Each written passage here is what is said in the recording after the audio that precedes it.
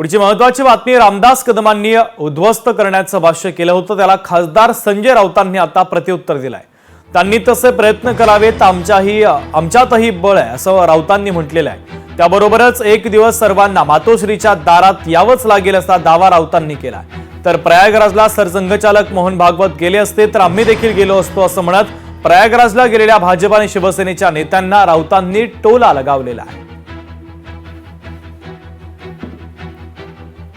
ही जी विध्वंसक शक्ती आहेत, जे महाराष्ट्राचा विध्वंस करायला निघालेले आहेत, दिल्लीच्या मोगलाईबरोबर हात मिळवणी करून त्यांना रोखण्याची आणि इथे संपवण्याची ताकद आजही माननीय उद्धव ठाकरे यांच्या नेतृत्वाखालच्या शिवसेनेमध्ये परमेश्वराने आम्हाला दिलेली।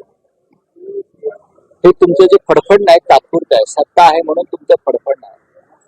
एक दिवस तुम्हाला पुन्हा मातोश्रीच्या दारात यावं लागेल, शिवसेना भवनाच्या दारात उभं राहावं लागेल।